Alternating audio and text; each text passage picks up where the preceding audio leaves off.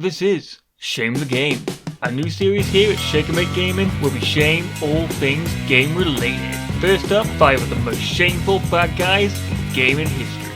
Resident Evil 6. When you think of Resident Evil's iconic bad guys, generally you think of Alexia and Alfred Ashford. Creepy as f*** and plain insane. Albert Wesker. Shady. Literally. Backstabber of the century and hates Chris Redfield with a passion.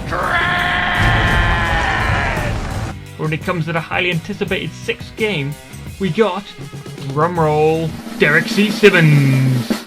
Yep, who the hell was that? Well, who he was the National Security Advisor to the President.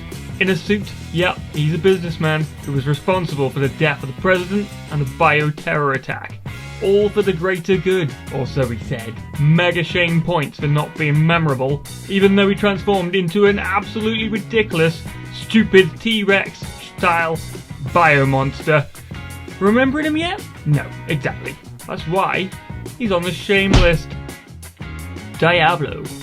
Whilst the Diablo game series is a treasure in its own right, addictive gameplay, stunning sounds, and out of this world cutscene graphics, damn they were good. Diablo himself, although looking and sounding immense, was a major fail when it comes to facing the legendary foe. For all the terror and intimidating detail in the design in the earlier appearances, when he finally makes a surprise appearance in Diablo 3, he looks a lot less, well, just anything. He's a lot less massive, he's clearly been on an insane diet worthy of The Biggest Loser, just generally less scary. But nothing was more shameful than the fact that he was far easier to dispatch than most of his little boss minions throughout the game. Even the Butcher. The bloody Butcher was more difficult, and all he did was set fire to everything. What a shame. Metal Gear Solid, the Genome Soldiers. The bad guys known as the Genome Soldiers in Metal Gear Solid are on my list. These super soldiers were genetically enhanced to be an elite fighting force with the gene therapy developed from the cells of the world's most legendary soldier, Big Boss. Q salutes. Sounds great, right? Stronger, faster, the best tacticians of the battlefield, but had the memory of a goldfish. If Solid Snake is heard as he infiltrates Shadow Moses Island facility, they're alerted, and they're always there to say, "What was that noise?" Then 3 seconds later, they totally forget about you. They're stationed in some of the most secure and secret locations to protect valuable secret evil organizations' assets, only to hear a strange noise which they should be going, alarm bells are ringing, what the hell? But what they do is they actually forget you after a few seconds. Even if they fight you, if you hide for like 30 seconds or so, they're again like, well, what was that? Nothing. I'll just keep pacing round and round and round. It's a tough life being a genome soldier. Call of Duty Infinite Warfare.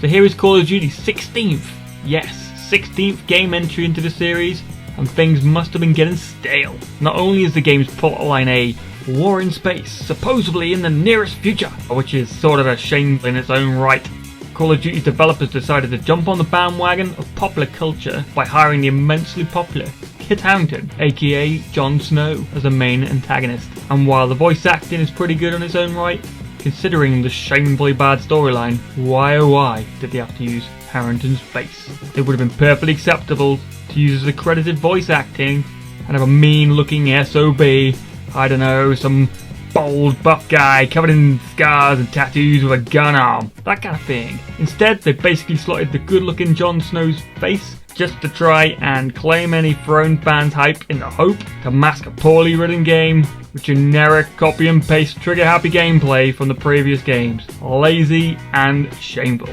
Shame on you. Super Mario Waluigi.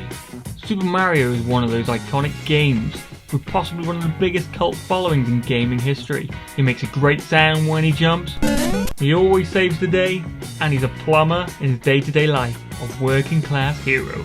He saves princesses, ran some 100-meter races, and of course played some extreme tennis with a host of excellent characters, including long-term best buddy Luigi. Everyone loves good old ghost-busting Luigi, right? But with good characters comes the bad. And here's the worst and most pointless of all bad characters. Yeah, it's Waluigi. Who the f*** is Waluigi? His sole existence was to be a rival tennis player for Wario. Of course, the bad Mario. They could have made some brand new rival. Someone a bit more inventive, but then some smuck at the development team had a brainwave. Hang on, we have a Luigi, so what can it be? I got it! Waluigi, obviously. Amazingly, that guy probably got a raise there. It's the lack of design. He's bad. Let's give him a bad guy mustache. And he's got a super annoying sniggering laugh. That's just cringeworthy. Then the cherry on the top was to give him the upside down L on his hat. Somehow, upside down letters on your hat makes you bad. But it's wrong. He's called Waluigi. Shouldn't it be a W on his hat? Shame on you. Well, there you go, guys. There's Shame the Game's list of 5 of the most shameful bad guys in gaming history. If you like this video, then why not hit the like button and subscribe for more content that exposes the world of video game shame. Do you know of any shameful bad guys? Why not drop us a comment in the comment section below? We'd love to hear from you. Stay safe out there, and we'll be seeing you next time.